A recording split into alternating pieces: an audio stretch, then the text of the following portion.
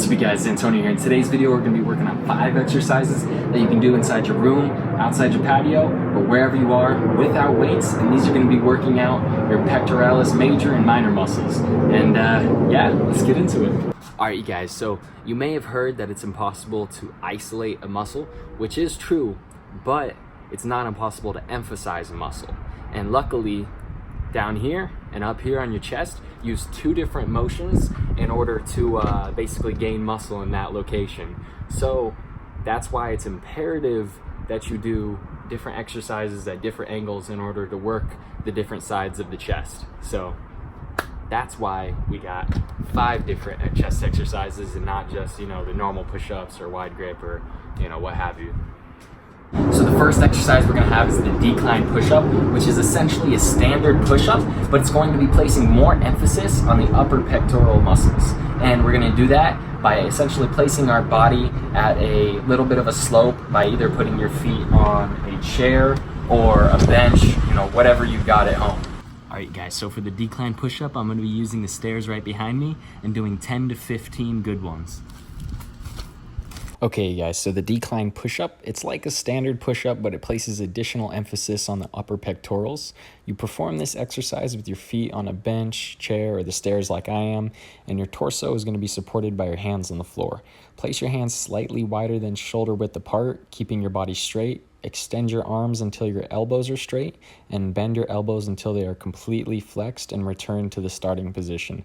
And then perform this either as many times as you can, or as I'm doing, do it 10 to 15 times for one set. Now, if you find that exercise easy and you want to bump it up a notch, we have what's called the wall press up. Now this one is a little bit more difficult, and it's going to take a little bit more stabilization from your back and your abs. So let's do it. This one I'm going to be doing just right against the wall right here, and let's scoot the camera back just a bit. So for this, you're going to have to press your feet up against the wall and try to do about 5 if you can, but it's going to be very difficult. The reason this exercise is so difficult is because it requires additional stabilization from your legs, abdomen, and erector spinae. Not sure if I'm saying that right, but yeah, that's why this is hard. Whew. Oh man, sorry if my form was a little off on that one. This one is really difficult, and if you're getting started, you're definitely not going to want to go for that one. It's going to take at least a few weeks to master. Yeah, not an easy one. Alright, next up we have the wide grip push-ups, where you're going to want to keep your hands about 2 to 4 inches outside the width of your elbow. Now, for doing my regular push-ups, I tend to keep my elbows in, and this is because when you're doing the push-ups outside like that, it tends to put more strain on the ligaments in your elbow, which isn't good. So that's how I normally do it, but for the wide grip push-ups, you're essentially going to have to do it where your elbow is rotating out and not inwards. So yeah, let's get into it. First, make sure your hands are about 2 to 4 inches outside the width of your elbow. And then, as always, keep your back straight, keep your arms nice and locked out at the end of your extension. Now let's do it. I'm gonna go a little bit further.